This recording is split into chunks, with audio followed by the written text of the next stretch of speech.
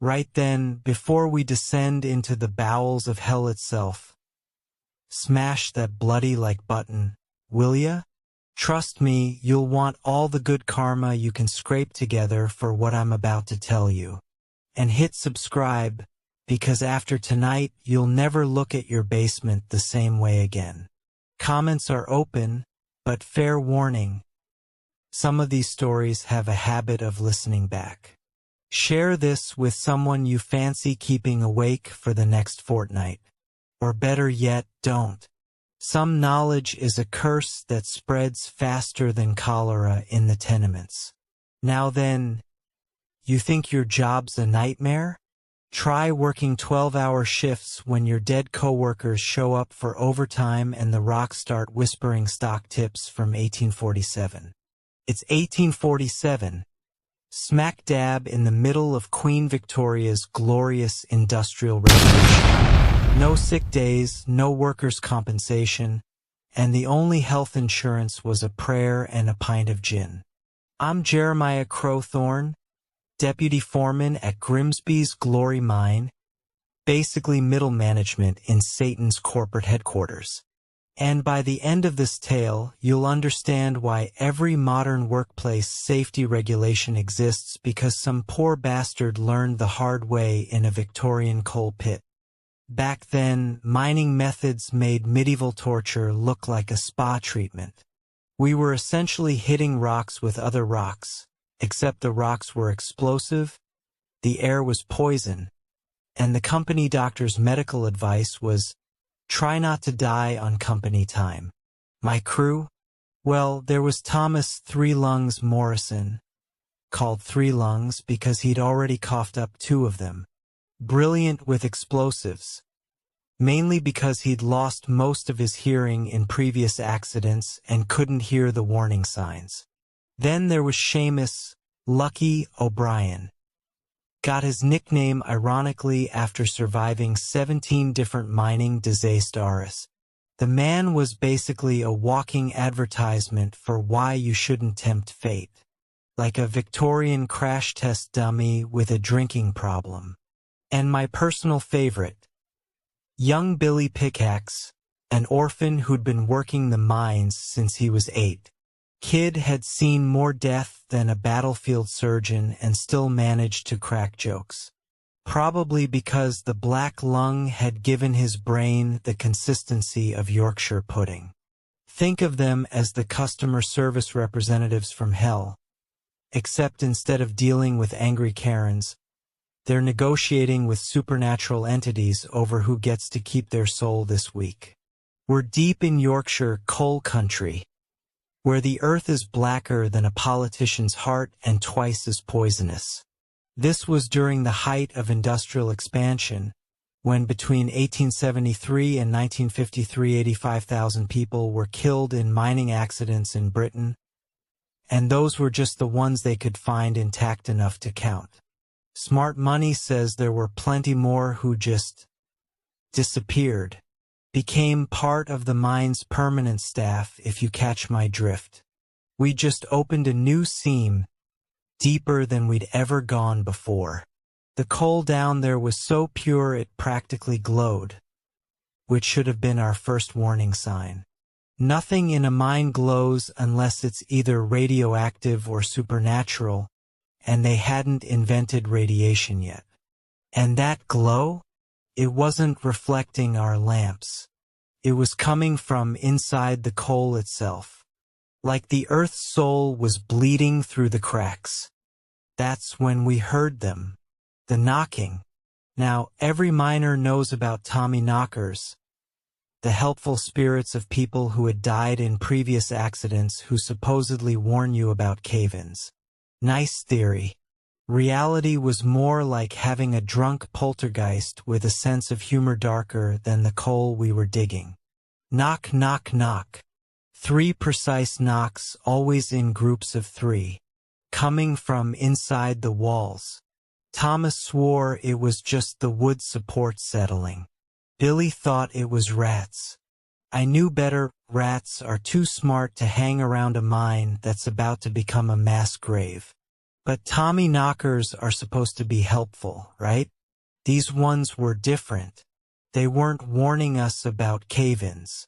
They were taking roll call, making sure they knew exactly how many of us were down there when things went sideways. Then came the whistling. Strange, mysterious sounds are heard in the air at night, sometimes like the distant singing of a flock. That's what the old-timers called the Seven Whistlers, supposed to herald a miner's death. Lovely bedside manner these spirits had. The sound would start soft, like wind through the tunnels. Then it would build, getting closer, more distinct. 7 different tones, weaving together like a choir of banshees with performance anxiety. Lucky O'Brien heard them first. Went white as a ghost, which, considering how much coal dust covered him daily, was quite an achievement. Started muttering prayers in Gaelic, which was concerning because Lucky was Methodist and didn't speak Irish.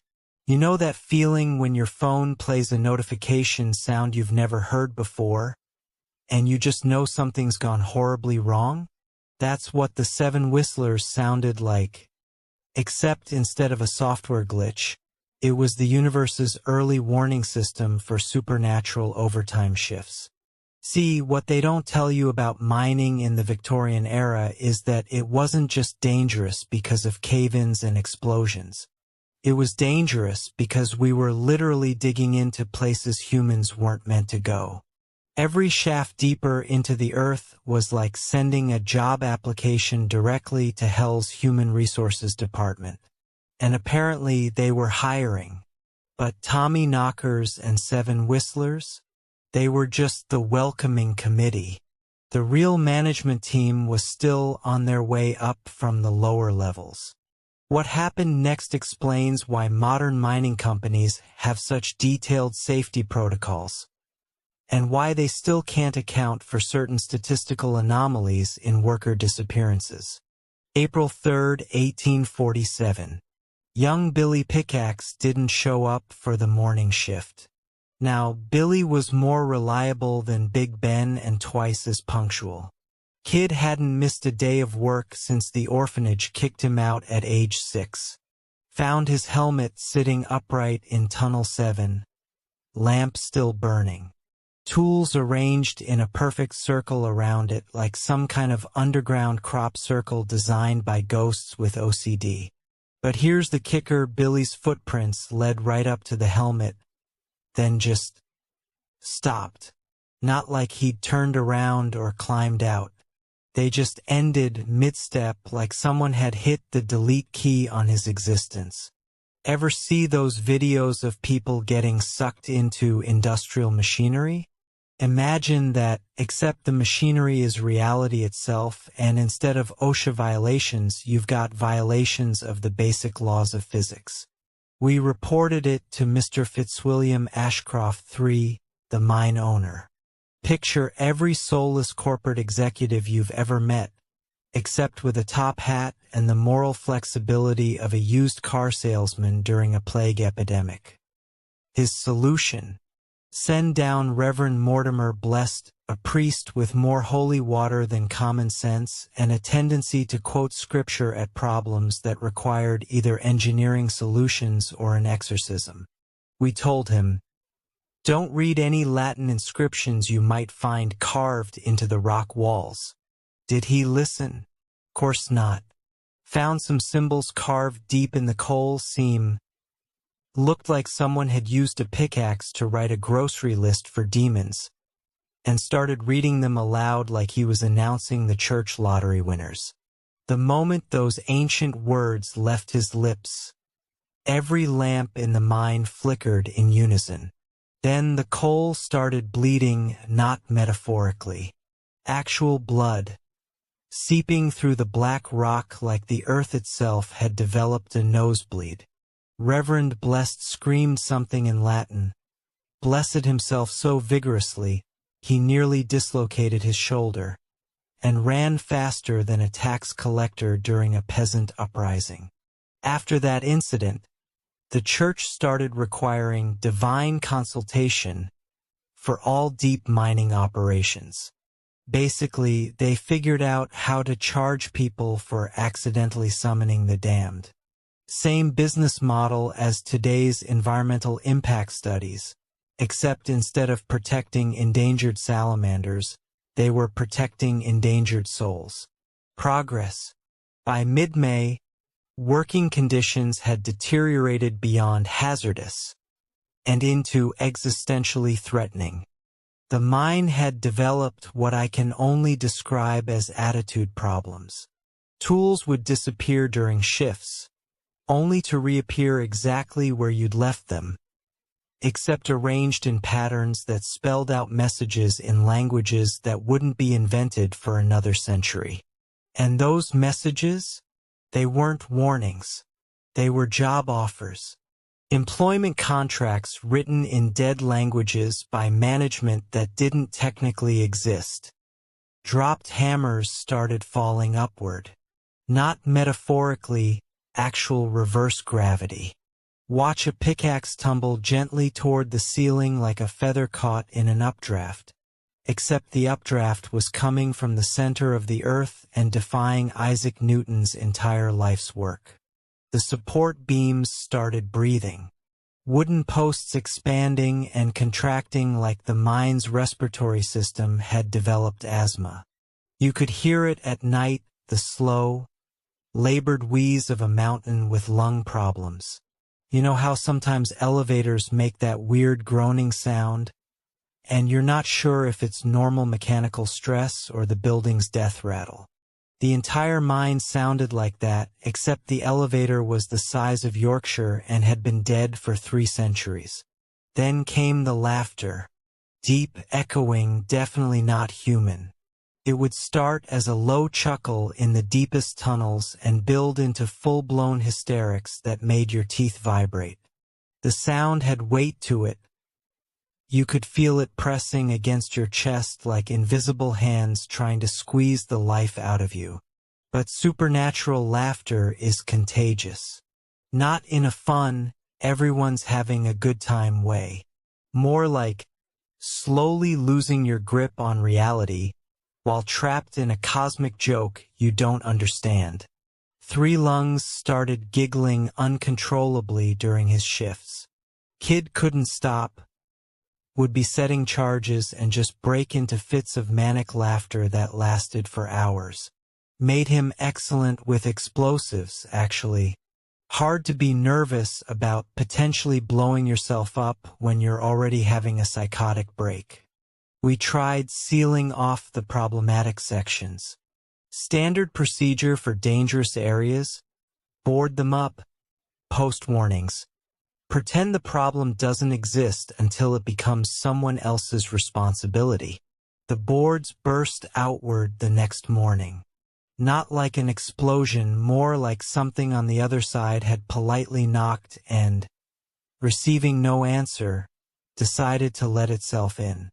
Inside the sealed tunnel, a conference table, carved from solid coal, perfectly smooth, surrounded by chairs made from what looked like compressed bone and regret. At the head of the table sat a figure in a Victorian business suit, except the fabric was made from shadow and the face was just an empty void where features should be. Had a pocket watch, though. Gold chain ticking steadily. Time keeping perfect sense everywhere except the hands, which moved backward and occasionally sideways. He tipped his non-existent hat and said, "Gentlemen, I believe it's time we discussed your employment terms." Turns out we weren't just mining coal. We were mining the boundary between the world of the living and the world of middle management positions that never end. What happened next explains why modern HR departments have such strict policies about workplace harassment, even when the harassment is coming from deceased former employees. By autumn, the mine had established a full corporate structure, complete with org charts written in glowing symbols on the walls, employee handbooks carved into the rock face, and a comprehensive benefits package that included eternal damnation. The shadow figure, who insisted we call him Mr. Undertaker, though I suspect that wasn't his real name, had set up regular staff meetings. Every Tuesday at midnight, mandatory attendance, BYOB, bring your own body, as souls were provided by management. Picture the most soul-crushing corporate meeting you've ever attended, except the soul-crushing is literal and the meeting never actually ends.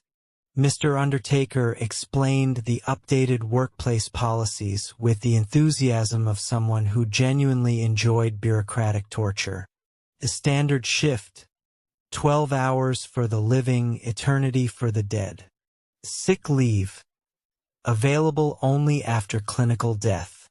A vacation time, accrued at a rate of 1 day per century of service.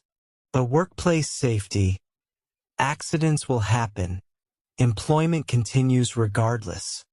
Dress code, coal dust acceptable, bleeding from the eyes discouraged but not prohibited. The really disturbing part wasn't the policies themselves. It was how reasonable they sounded after a few months of working in a haunted mine. When reality becomes negotiable, even eternal servitude starts looking like a decent pension plan. Lucky O'Brien got his first performance review in late September. Sat down at the Cole conference table with Mr. Undertaker, who produced a file folder made from what appeared to be compressed screams and disappointment. Mr. O'Brien, the shadow figure said, your accident survival rate is frankly unacceptable. We show 17 near-death experiences with 0 completion rates. This kind of inefficiency reflects poorly on our mortality statistics. Lucky stammered something about wanting to live to see his grandchildren. Ah, yes, about that. Mr. Undertaker flipped through pages that turned themselves. We'll need you to sign these custody transfer forms. Standard procedure for family members of employees who fail to meet their death quotas. Ever had a boss who measured your performance by metrics that made no sense? This was like that, except the nonsensical metrics were number of times you've almost died and efficiency of soul extraction procedures. 3 lungs, bless his oxygen-deprived brain, tried to organize a union. Drew up demands for better working conditions, reasonable mortality expectations, and a dental plan that didn't involve having your teeth fall out from supernatural terror. Mr. Undertaker reviewed the demands with what might have been amusement, if he'd had a face capable of expressions. Gentlemen, he said, I appreciate your initiative. However, I should point out that your current union representative has been dead for 3 months. We all turned to look at 3 lungs, who was indeed looking rather pale, and translucent, and slightly see-through around the edges. When exactly did you plan on mentioning this? I asked. 3 lungs shrugged. Didn't seem relevant. Death benefits are excellent, and I'm finally getting full lung capacity again. It's win-win. And that's when we realized that employee retention in the afterlife has a completely different meaning than in the living world. Halloween night, Mr. Undertaker announced the mine's first official social event. Team building exercise, he called it. Mandatory fun, in modern corporate terminology. The entire mine had been decorated with what I can only describe as early Victorian Gothic meets industrial accident aftermath. Streamers made from mining cable, jack-o'-lanterns carved from chunks of coal, and a refreshment table featuring beverages that glowed ominously and made you question your life choices. You know those awkward office parties where nobody wants to be there, but everyone pretends to have fun because HR is watching? This was exactly like that, except HR was a collective of dead miners and the penalty for not participating was eternal employment. The dead miners had formed an entertainment committee. Their idea of party games included pin the tail on the cave-in, guess which tunnel's about to collapse. A musical chairs, except the music was the Seven Whistlers and the chairs were made from compressed regret. A bobbing for apples. The apples were glowing and whispered personal secrets about your deepest fears. Young Billy Pickaxe, who had apparently been promoted to activities coordinator in the afterlife, ran the games with the enthusiasm of someone who'd finally found his calling in death. Right then, lads, he announced, time for the costume contest. Most creative use of industrial accident injuries wins eternal overtime privileges. But the real highlight was Mr. Undertaker's annual safety presentation, complete with charts showing accident statistics, trending upward, as expected, productivity metrics, souls extracted per hour, and next quarter's expansion plans. As you can see from slide 17, he said, gesturing to symbols that rearranged themselves on the wall, we're projected to increase our mortality rates by 23% next fiscal year. This represents excellent growth potential for all departments. The slides included helpful graphics showing the most efficient methods of workplace accidents, a breakdown of which supernatural entities were most effective at reducing employee turnover through conversion to deceased staff, and a detailed organizational chart mapping the entire afterlife management structure. Apparently, we were just one small branch office in a much larger corporation. And that's when Mr. Undertaker announced the company's biggest expansion project yet, opening satellite offices in every major mining operation across the British Empire. What happened next explains why mining disasters across the British Empire all started following eerily similar patterns, and why no government investigation ever found a satisfactory explanation. Mr. Undertaker's expansion presentation was a masterpiece of corporate planning meets supernatural horror. He'd brought in consultants from other mining operations, shadow figures in business attire from Wales, Cornwall, and Scotland, each representing successful transitions in their respective regions. Gentlemen, Mr. Undertaker began, I'm pleased to announce that Grimsby's Glory Mine has been selected as the template for our global expansion initiative. Your excellent work in employee retention and mortality optimization has not gone unnoticed by upper management. You know how successful businesses get turned into franchise operations? McDonald's, Starbucks, corporate soul extraction from the Victorian underworld. Same basic business model, different target demographic. The consultant from Wales, who introduced himself as Mr. Colliery Death, shared his region's achievements with obvious pride. Our Morpha colliery has been infested with restless spirits for about a week. They are supposed to be 6 in number, and to be the ghosts of some miners who were killed in an explosion, he reported. Employee productivity has increased 340% since the transition. Nobody calls in sick anymore, and overtime is no longer an issue.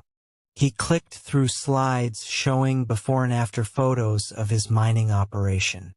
The before pictures showed normal Victorian miners looking appropriately miserable. The after pictures showed the same miners, except translucent and with expressions of resigned acceptance that would make any HR department weep with joy. The Scottish representative, Ms. Caledonian Casualty, had implemented what she called the Highland Efficiency Model.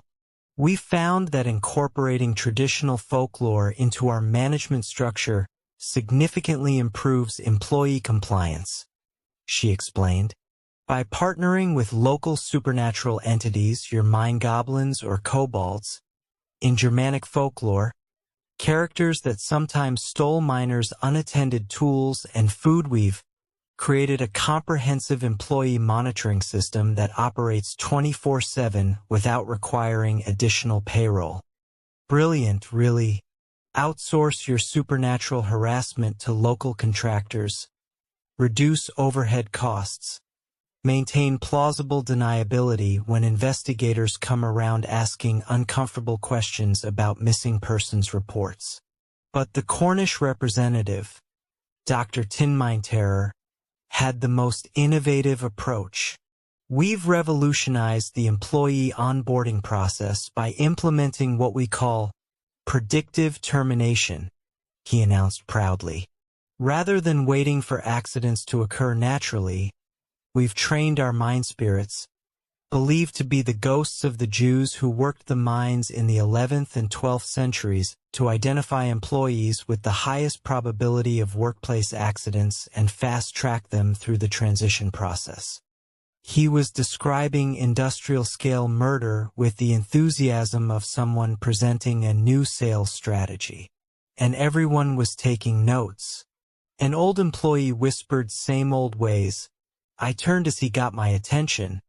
Then he said, "I'm Osric Grimwald, a former lead tunnel foreman of Hollow Hearth Mine, basically the manager of humanity's worst office space."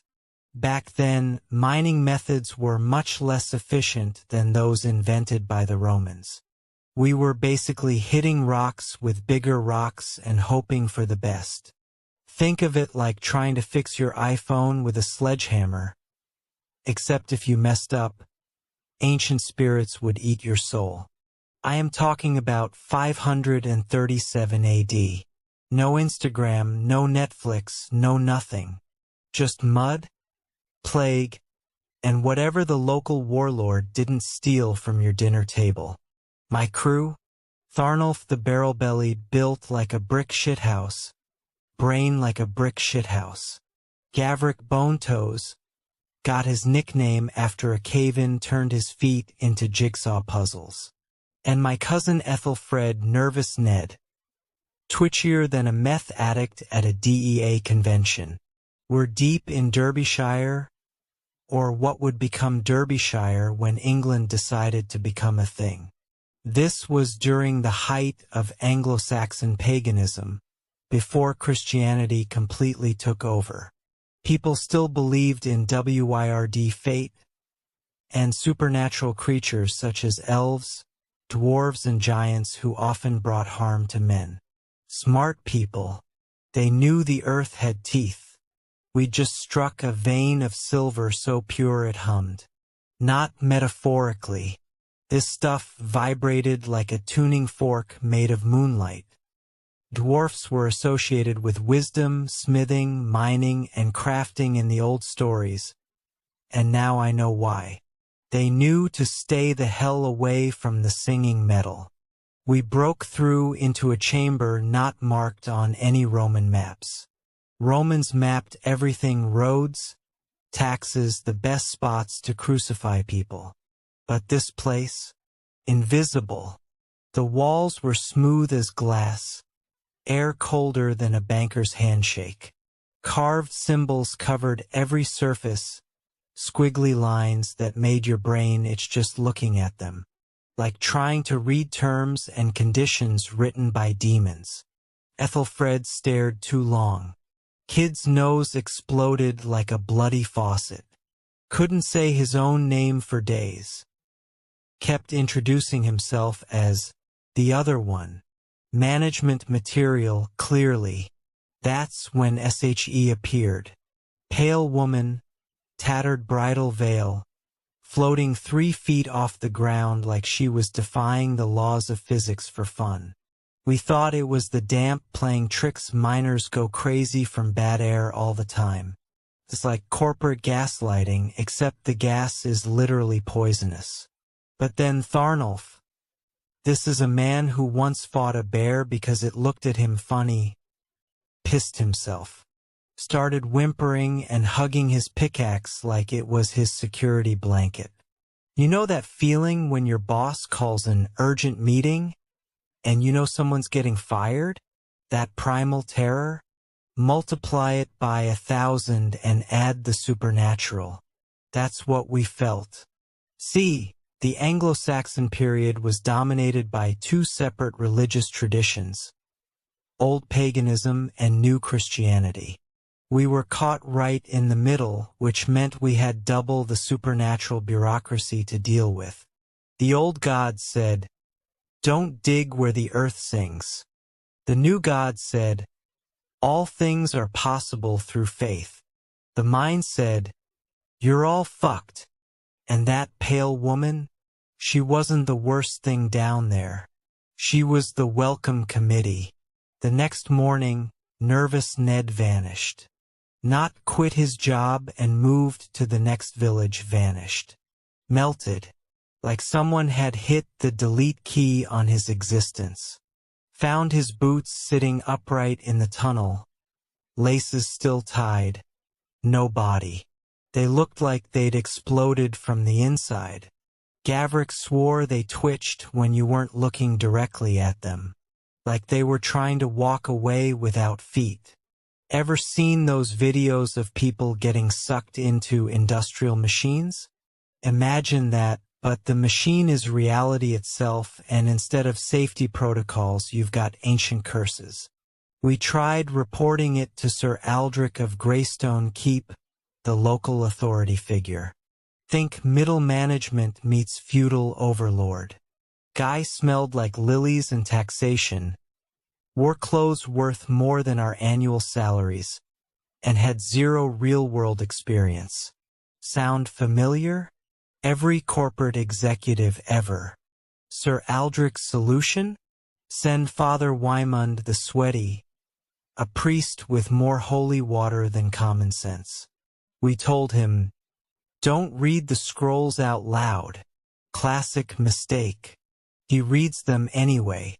The rock walls started bleeding upward, defying gravity, blood flowing like crimson waterfalls in reverse, carrying whispers in languages that predated human speech. Father Wymund screamed in Latin, farted holy water, yes, literally, and ran faster than a millennial leaving a job interview. After that incident, the church started regulating mining on sacred ground. Divine consultation required before digging. Basically, they figured out how to charge people for accidentally summoning demons. It's the same business model today. Environmental impact studies, permits, regulations. Except now, instead of preventing demon incursions, they're preventing lawsuits. Progress. By mid-June, we were working in complete silence. No jokes, no songs, no human interaction.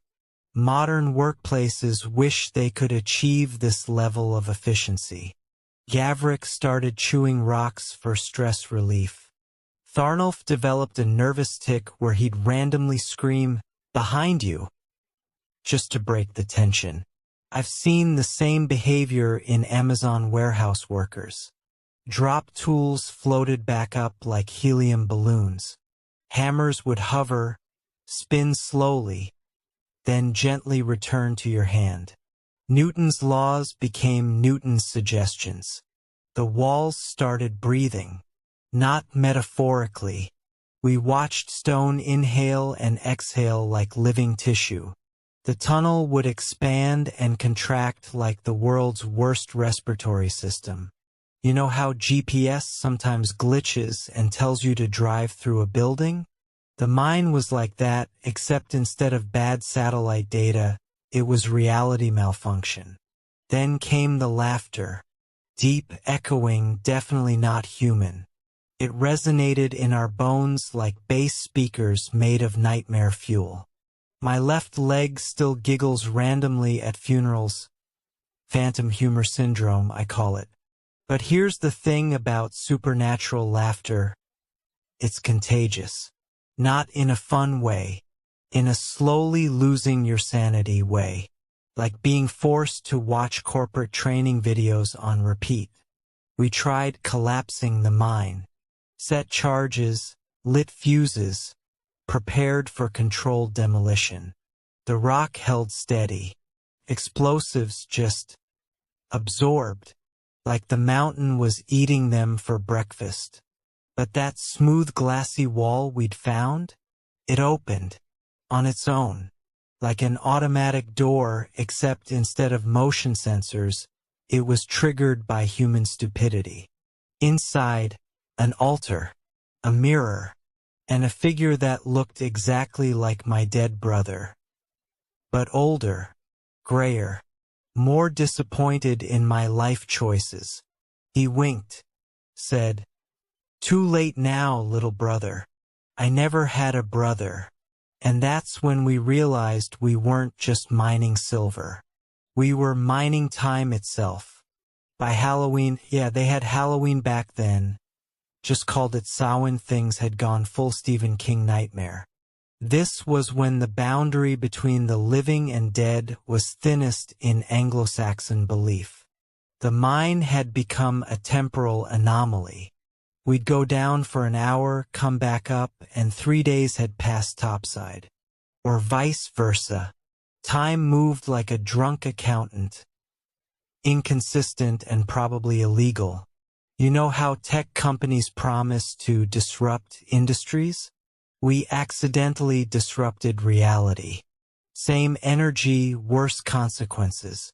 The pale bride wasn't alone anymore. She'd brought middle management. Dozens of floating figures in various stages of decay, all wearing the medieval equivalent of business casual. They held meetings in the chamber, discussing quarterly quotas for human suffering. I swear I heard one of them mention synergistic soul harvesting strategies. Corporate buzzwords transcend death, apparently. That mirror, it wasn't reflecting our appearance. It was showing our replacements, alternate versions of ourselves from timelines where we'd made different choices. All of them looked more successful and significantly more dead. Tharnulf's reflection was a successful merchant. Gavrick's was a respected blacksmith. Mine was a nobleman with land and titles. All of them were pointing at us and laughing. The bride finally spoke. Voice like crystal breaking underwater. She offered us a bargain. Leave now, seal the mine forever, and keep our souls. Stay and join their eternal staff meeting in the center of the earth. Basically, she offered us a severance package from existence. Take the buyout or become permanent employees in Hell's subsidiary office. We chose poorly. I chose to join their eternal staff. Couldn't risk being jobless. They chose to seal it. Not with stones, stones could be moved. Not with iron, iron could rust. They sealed it with silence. Made a pact never to speak of hollow hearth again. Bound their tongues with oaths that carried spiritual weight. But sealing something doesn't destroy it. It just changes the address. Medieval mining methods were much less efficient than Roman techniques, but we weren't trying to be efficient. We were trying to survive. Every safety protocol, every mining regulation, every inexplicable mining accident since then traces back to lessons learned in places like Hollow Hearth. Why do mining companies avoid certain geological formations? Why are environmental impact studies so thorough? Because environmental impacts include dimensional rifts. Why do workers report strange occurrences in deep mines? Because they're working in humanity's scar tissue. What happened to the crew? Gavrick walked into the forest one day, turned to stone mid-step. We use him as a garden gnome now. He's surprisingly good at keeping birds away. Tharnulf became a traveling merchant selling authentic medieval mining equipment. Last I heard, he was running a successful eBay store. Still screams behind you at random intervals. Ethelfred changed his name to the other one legally. Opened a therapy practice specializing in alternative identity disorders. Surprisingly booked solid. I'm still here, my friend. Mr. Undertaker announced that Grimsby's Glory would be hosting a training seminar for managers from other mining operations. Sharing best practices across our corporate network, he called it. The seminar topics included maximizing mortality, accident efficiency in the modern workplace, supernatural human resources, managing living and dead employees, compliance and cover-ups, working with local authorities, expansion strategies, from mine shaft to mass grave, employee benefits, making death look attractive. Corporate training seminars are already soul-crushing experiences. This was just being honest about it. The mine hosted representatives from across Europe. German mining consultants who specialized in Berggeist integration, incorporating mountain spirits into management structures. French experts in mort industrielle, industrial death optimization. Even a few representatives from American mining operations who'd traveled across the Atlantic to learn about our innovative employee retention strategies. And that's when we realized this wasn't just about our mine. This was about systematically converting the entire global mining industry into a supernatural corporate empire. The conference included breakout sessions, networking opportunities, and a gala dinner featuring cuisine from across the afterlife catering circuit. The wine was excellent. Had this lovely bouquet of despair with hints of existential dread and a finish that lingered like the memory of lost hope. Mr. Undertaker presented our mine's quarterly performance metrics to the international audience. Employee retention rate, 100%. Death being an effective deterrent to resignation. Accident frequency, up 847% year over year. Productivity, unlimited. Dead employees don't require sleep breaks. A customer satisfaction, not applicable. Customers were the product. A profit margins, infinite. Operational costs limited to supernatural middle management salaries. The audience applauded with the enthusiasm of venture capitalists who just discovered a new way to monetize human suffering. But the real surprise came during the closing ceremony. Mr. Undertaker announced that our little mining operation had been so successful, it was being acquired by a larger supernatural corporation. Ladies and gentlemen, I'm pleased to announce that Grimsby's Glory Mine has been purchased by Underworld Consolidated Industries, a subsidiary of Hell's multinational corporate group.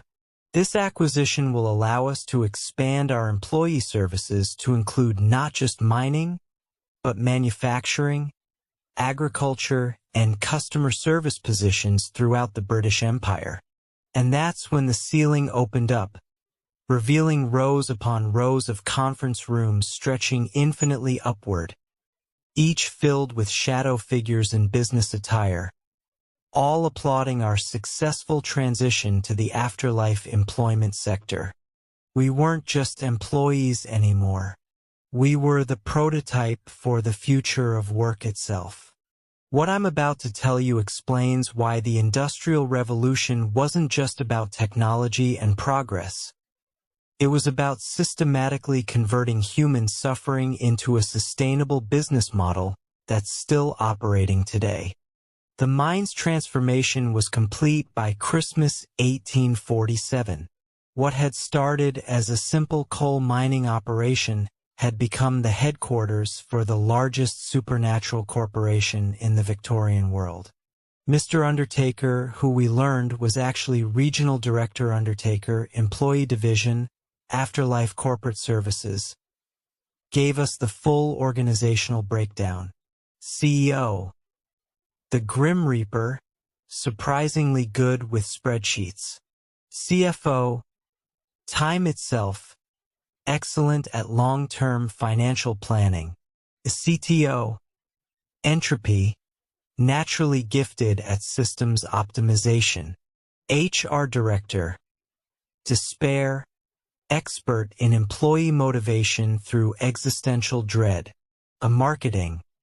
Hope, ironic, but effective at attracting new customers. Here's the truly horrifying part. They never stopped expanding.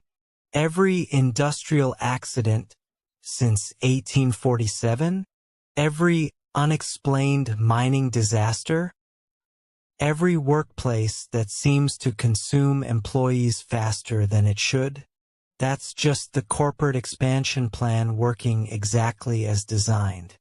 440 men and boys were killed in the Senginid colliery disaster, with the youngest victims aged just 14 years old. You think that was an accident? That was a quarterly earnings report.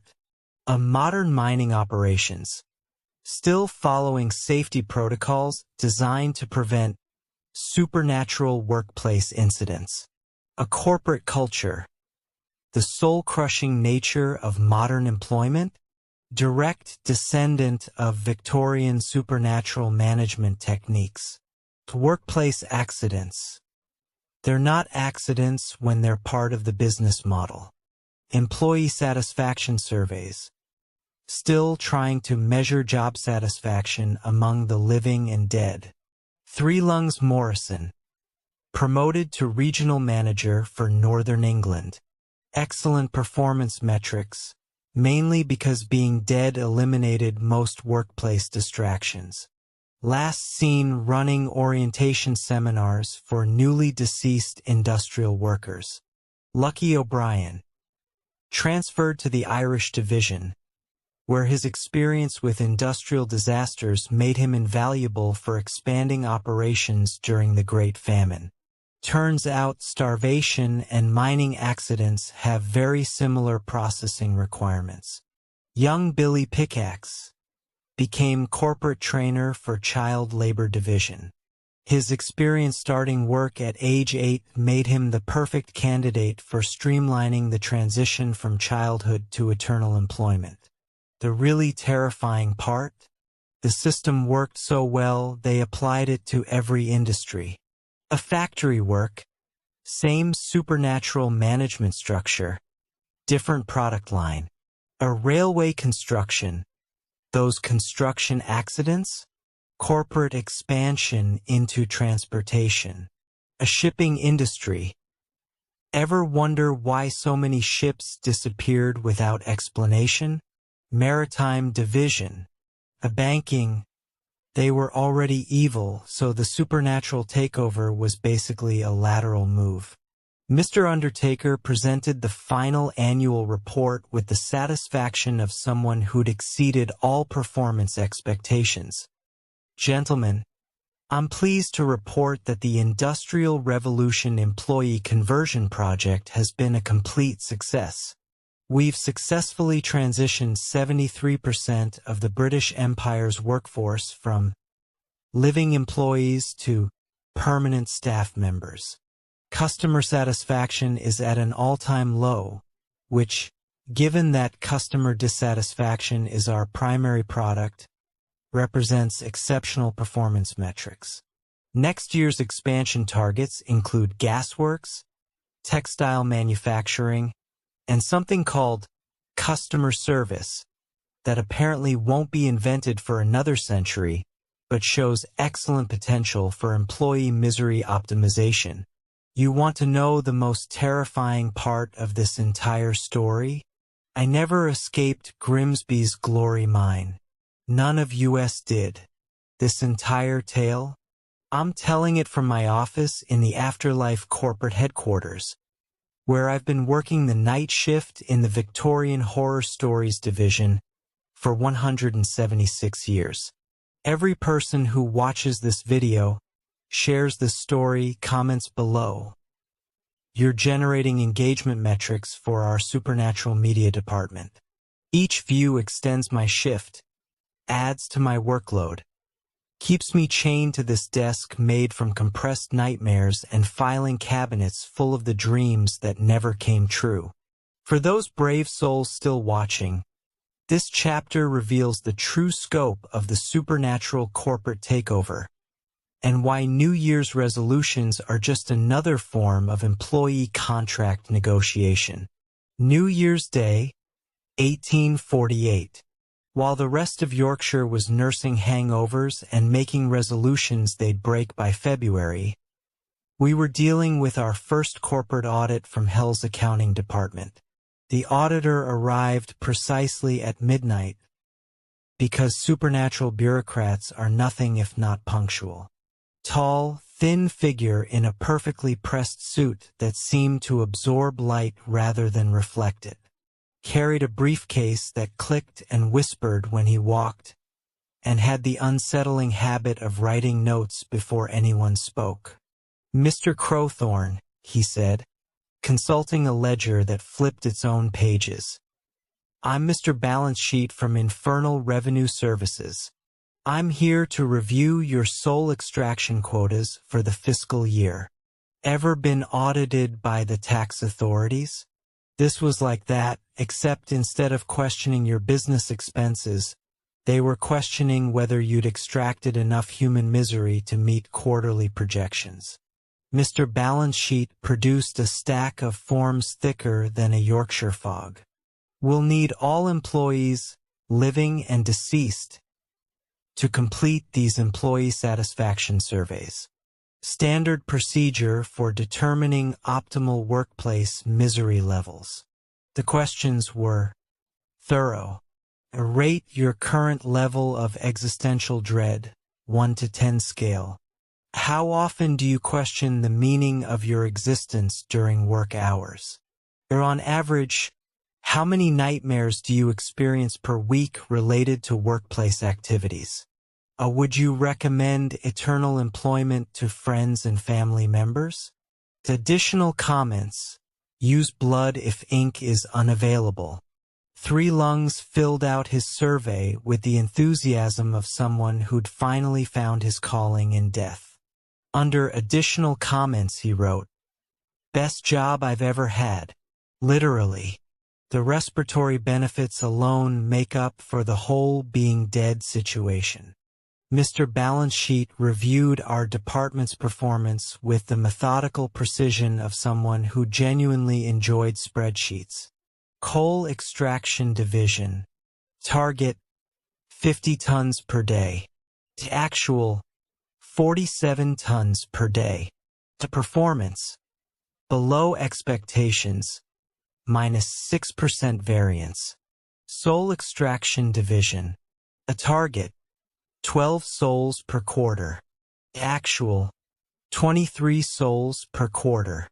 The performance exceeds expectations, plus 92% variance.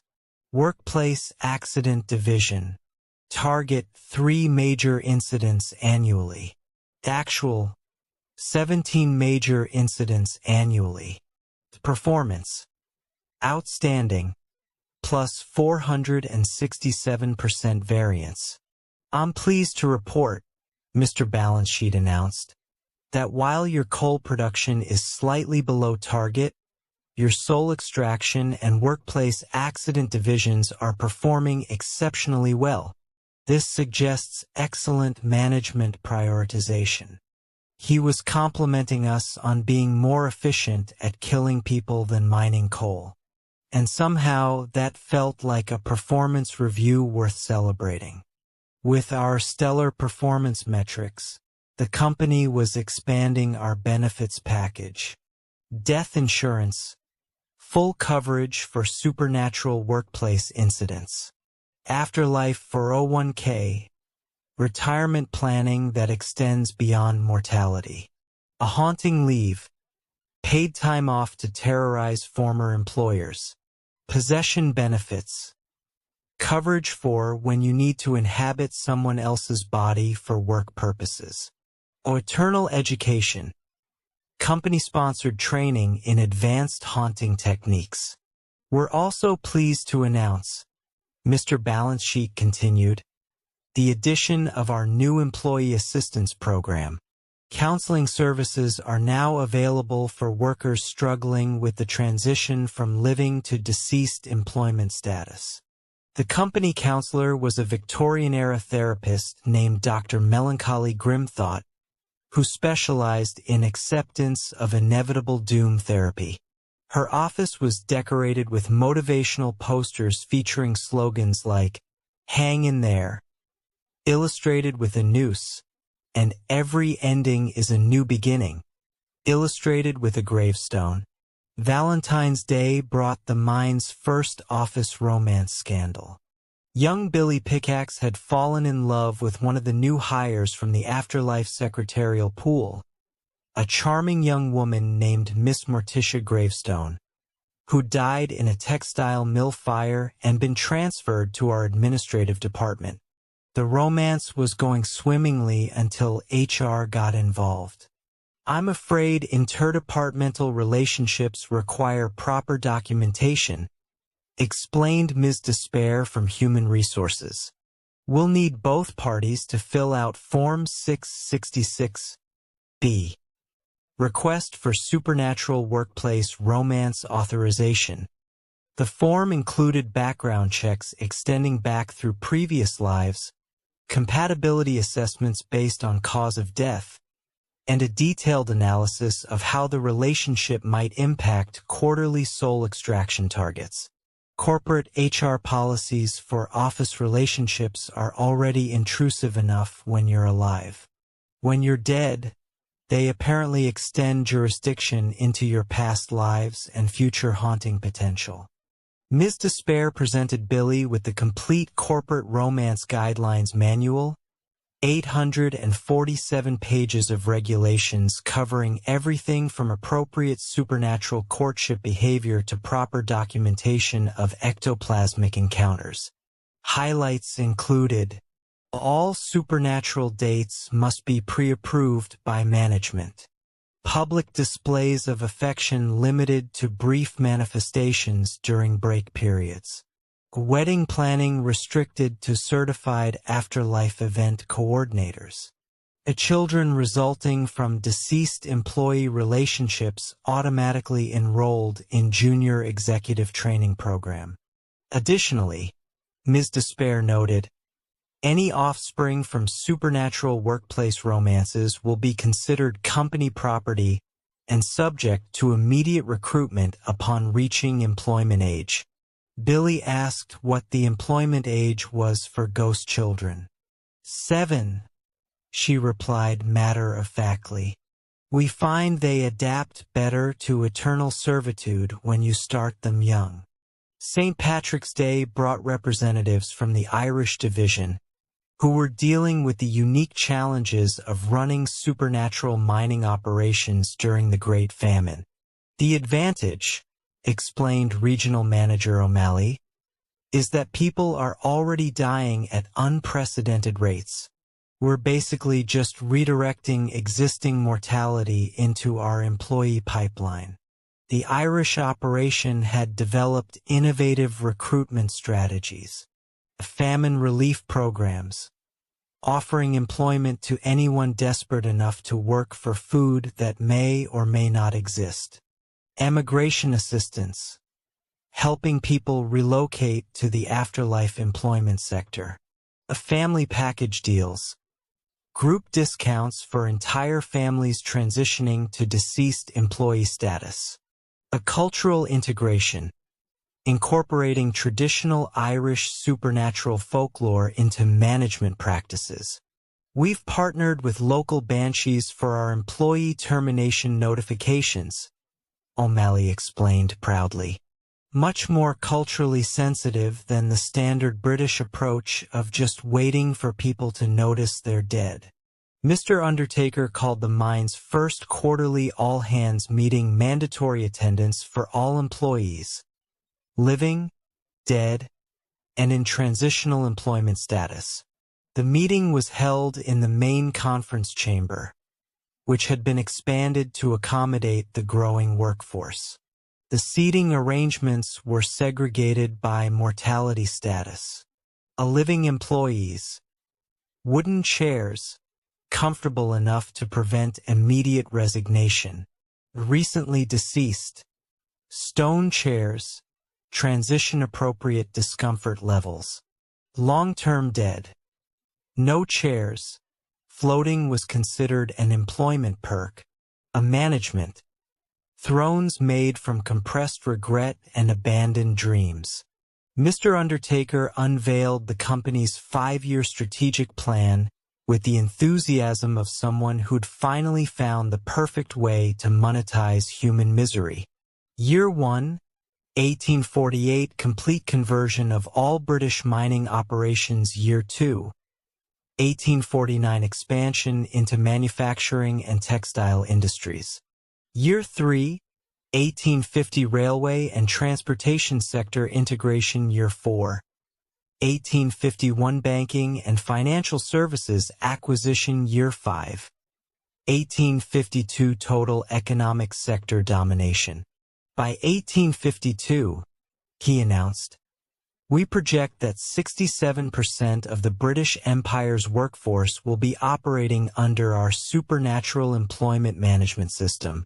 This represents the largest corporate acquisition in the history of both the living and dead economies." The presentation included pie charts showing the projected breakdown of living versus deceased employees across different industries, with footnotes explaining that the living category was considered a temporary employment classification pending transition to permanent staff status. April Fool's Day brought what Mr. Undertaker called Corporate Humor Appreciation Day. The management team had prepared special activities designed to boost employee morale through strategic application of ironic suffering.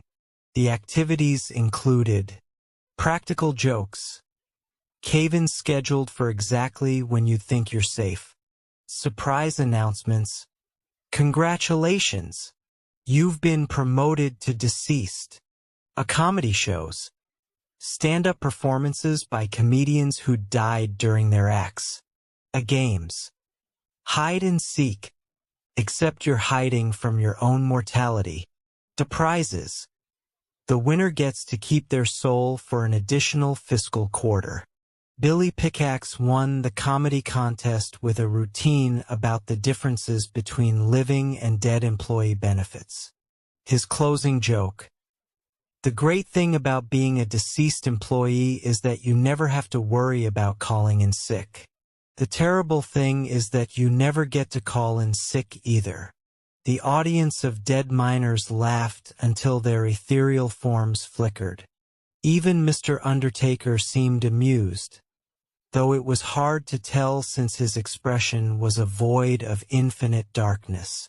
With the company's rapid expansion, they'd established a comprehensive training and development program for new supernatural employees.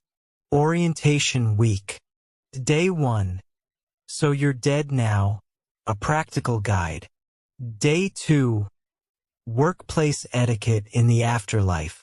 Day 3. Haunting 101. Basic supernatural workplace skills. Day 4. Time management when time has no meaning. Day 5. Team building exercises in existential horror. Advanced training modules. Intermediate poltergeist activities for office environments. Advanced soul extraction techniques. Management skills for supervising living employees. Customer service excellence in supernatural settings. Performance review processes for interdimensional staff. Continuing education. Annual haunting certification renewal. A workplace safety updates. Safety for whom? Cultural sensitivity training for multi-era workforces. Leadership development in postmortem management. The training was conducted by Dr. Pedagogy Night School, former professor of supernatural studies at Cambridge, deceased 1823. Cause of death: excessive academic curiosity about things man was not meant to know. May Day brought the mind's first official Labor Day celebration, though the definition of labor had evolved somewhat since the traditional concept was established. The festivities included Parade of Industries, representatives from all supernatural corporate divisions, speeches, motivational addresses about the dignity of eternal labor, awards ceremony, recognition for outstanding achievement in mortality transition, a picnic, featuring foods that may or may not have existed when you were alive, a games, three-legged races, challenging when you're missing legs, egg and spoon races, eggs filled with liquid despair, and tug-of-war, souls versus management. Lucky O'Brien won the Employee of the Month award for the third consecutive month. His acceptance speech was brief. "Thank you, management. I literally couldn't have done this without dying first." The award came with a trophy made from crystallized suffering and a parking space in the executive haunting grounds, premium location, with excellent acoustics for supernatural manifestations. Mr. Undertaker announced the company's newest venture, the Grimsby's Glory Corporate University, offering degree programs tailored to the needs of supernatural workplace development. Degree programs offered: Bachelor of Supernatural Arts, BSA, major in Applied Haunting, a minor in Existential Dread Management, concentration in Workplace Poltergeist Activities, Master of Afterlife Business Administration, MABA, specialization in Soul Extraction Economics, focus on multidimensional management strategies, a thesis requirement, original research in employee mortality optimization, Doctor of Infernal Philosophy, DIP, advanced studies in corporate theology, research in applied workplace horror, dissertation defense conducted during active haunting, certificate programs, to workplace safety, for management only, customer service excellence in postmortem environments, a human resources management for deceased employees, accounting for intangible assets, souls, hopes, dreams. The university was accredited by the Supernatural Education Commission and offered both full-time study, eternity, and part-time options, several eternities with breaks for haunting duties. Corporate universities are already designed to indoctrinate employees into company culture. This was just being honest about the eternal commitment involved. The summer solstice brought news that would change the entire supernatural employment landscape forever and explain why modern corporate mergers still follow the same ruthless acquisition strategies pioneered in Victorian haunted mines. The longest day of the year brought the shortest notice of corporate restructuring in business history. Mr. Undertaker called an emergency all-hands meeting at dawn, which was challenging for the deceased employees who'd gotten accustomed to operating only during darkness.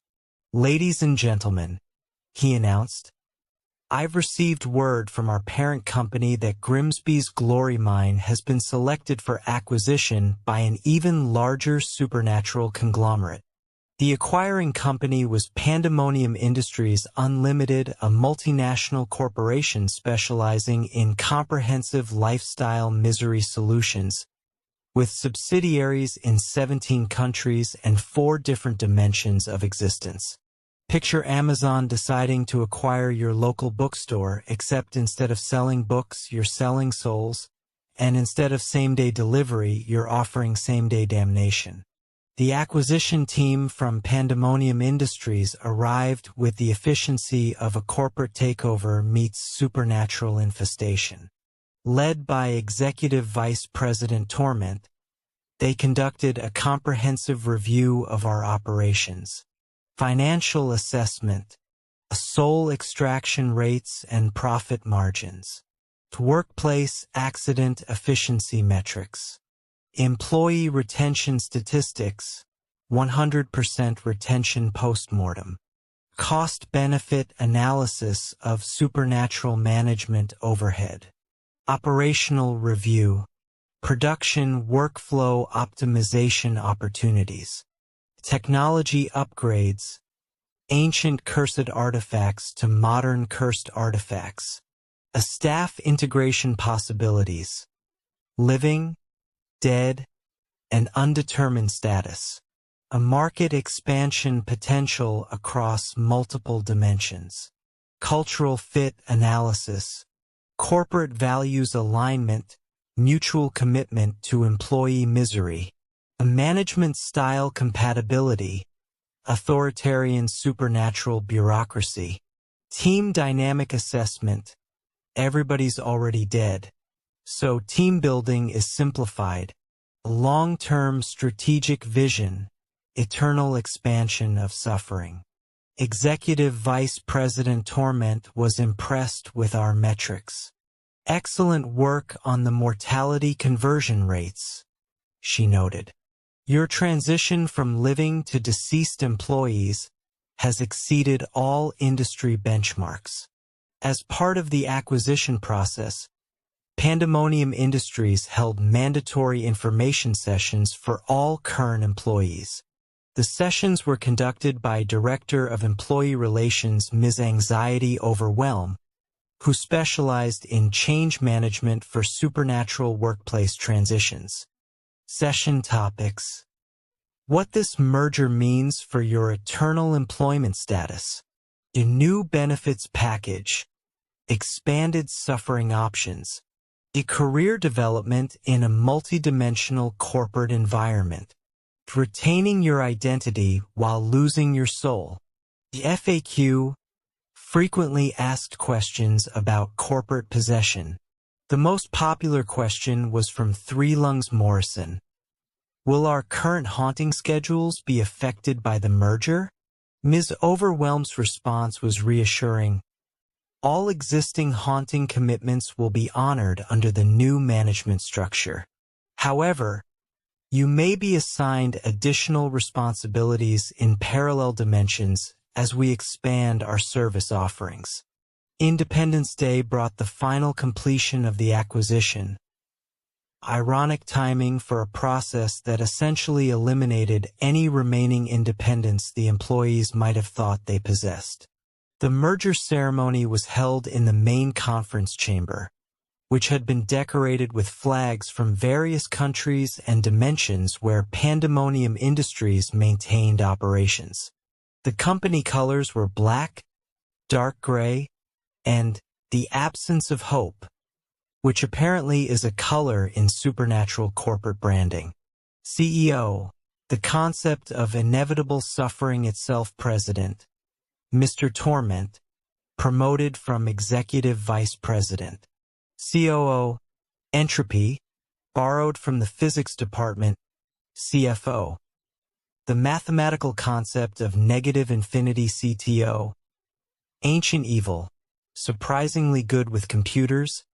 HR Director, Ms. Despair, retained from previous management. The new executive team brought international experience in supernatural employee management, having successfully operated mining, manufacturing, and agricultural operations across Europe, Asia, and several parallel dimensions. With the acquisition complete, the company launched a comprehensive rebranding initiative. Grimsby's Glory Mine was now Pandemonium Industries Yorkshire Division. Comprehensive Afterlife Employment Solutions. The new mission statement was inspiring in its honesty. To provide eternal employment opportunities that transcend the traditional boundaries between life and death, while maximizing shareholder value through strategic application of existential horror. New corporate values. Integrity. Honest about the eternal nature of employment contracts. Excellence. Setting the highest standards for workplace misery. Innovation. Continuously developing new methods of soul extraction. Respect. Acknowledging the dignity of suffering in all its forms. Teamwork. Fostering collaboration between living and dead employees. The rebranding included new uniforms, available in living and deceased sizes, updated employee handbooks, translated into 47 languages including several that don't exist yet, and a corporate wellness program focused on optimal despair maintenance. Mr. Torment announced the company's aggressive expansion plans during the merger celebration. Phase 1, 1848 to 1849, complete integration of all British mining operations. Phase 2, 1849 to 1850, expansion into continental European markets. Phase 3, 1850 to 1851, transatlantic operations in American industrial centers. Phase 4, 1851 to 1852, Asian market penetration. Phase 5, 1852 to 1853, interdimensional expansion into parallel universe markets. Our goal, he explained, is to become the world's leading provider of supernatural workplace solutions, with operations on every continent and in every dimension where sentient beings require employment that transcends traditional mortality limitations. The expansion would require significant hiring across all departments, with particular focus on management positions that could effectively supervise both living and dead employees across multiple time zones and dimensional boundaries. The newly merged company launched an international training exchange program, allowing employees to experience supernatural workplace management techniques from around the globe. Billy Pickaxe was selected for the inaugural exchange with the German division, where he would study Burgeist integration methodologies at their Black Forest Training Center. The program included intensive language courses, German, Ancient Germanic, and Screaming, cultural sensitivity training, appropriate supernatural folklore by region, and advanced haunting techniques specific to Germanic mining traditions. Three Lungs Morrison was chosen for the French exchange program, focusing on industrialized melancholy at their Normandy facility. The curriculum emphasized sophisticated approaches to workplace despair, French supernatural bureaucratic procedures, and wine pairing for afterlife corporate events. Lucky O'Brien was assigned to the American Wild West Division, where mining operations were being established in California during the gold rush. His mission: implement proven British supernatural management techniques in the more chaotic American frontier environment. With international expansion underway, the company implemented a comprehensive performance improvement plan for all existing employees. The plan included individual development goals, increase personal soul extraction quotas by 15% annually, complete certification in at least 2 new haunting techniques per year, participate in interdimensional team building exercises quarterly, and maintain optimal despair levels as measured by monthly assessments. Team performance metrics, collective mortality conversion rates, living employees to deceased status, workplace accident efficiency ratings, customer dissatisfaction scores, higher is better, regional expansion contribution tracking, professional development requirements, annual attendance at Supernatural Management Conference, continuing education in evolving haunting technologies, a cross-training in multiple departments, mining, manufacturing, customer service, a mentorship responsibilities for newly deceased employees. The plan included regular performance reviews conducted by interdisciplinary teams of management consultants, ancient spirits, and efficiency experts from the Afterlife Corporate Consulting Division. The autumn equinox brought the most shocking corporate news yet.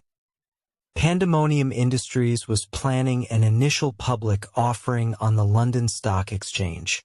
Ladies and gentlemen, announced CFO Negative Infinity during a special shareholder meeting, we're pleased to announce that our successful integration of supernatural workplace management with traditional industrial operations has attracted significant investor interest from both the living and dead financial communities.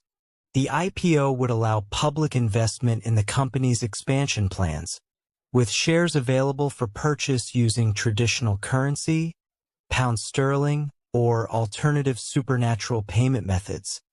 Souls, years of life expectancy, firstborn children, or memories of happiness. Stock symbol, DAM, deceased and miserable now, initial share price, £13.66 per share, or one moderately traumatic childhood memory, market cap. Incalculable, literally the number transcends mathematical comprehension. The prospectus included detailed financial projections showing anticipated growth in the supernatural employment sector, with particular strength in mining, manufacturing, and emerging opportunities in customer service positions that would be invented in future centuries. The company established a new investor relations department to manage communication with shareholders from multiple dimensions and temporal periods. The department was headed by Director of Interdimensional Finance Mr. Portfolio Damnation, who had extensive experience in explaining complex supernatural business models to traditional investors. The department's first quarterly report to shareholders was a masterpiece of corporate communication. Dear valued shareholders, we are pleased to report exceptional performance across all divisions in Q3 1848. Soul extraction revenues exceeded projections by 847%. Workplace accident efficiency improved 340% year-over-year, and employee retention remains at a solid 100%, mortality being an effective deterrent to resignation. Market expansion continues ahead of schedule, with successful pilot programs now operational in 17 countries and 4 parallel dimensions. Customer satisfaction surveys indicate optimal dissatisfaction levels, suggesting strong brand recognition in our target demographic of eternally suffering employees. Looking ahead, we anticipate continued growth driven by expanding global industrialization, increasing workplace despair, and our innovative approach to converting traditional employment relationships into eternal servitude contracts. We remain committed to delivering exceptional value to our shareholders, while maintaining our core mission of maximizing human misery through innovative workplace management solutions. Sincerely, the Pandemonium Industries Board of Directors, living, dead, and undetermined status. They renamed the company last year, called it an archaeological marvel. University of Cambridge sent 3 graduate students with ground-penetrating radar and delusions of academic glory. Found them 3 days later, aged 200 years, but their smartphones still worked. 5G really is amazing. Their TikTok accounts are still posting daily videos from inside the mine. The view count keeps climbing, But the comments are all in languages that don't exist yet. You want to know the scariest part? The still happening. Every fracking operation that hits an unexplained gas pocket. Every subway tunnel that encounters unusual geological formations. Every basement renovation that finds decorative stonework that predates the house by centuries. Thanks for watching, where every view counts toward my eternal performance review and your inevitable recruitment into the afterlife employment sector. Don't forget to like, comment, and subscribe, because whether you know it or not, you're all already on our mailing list.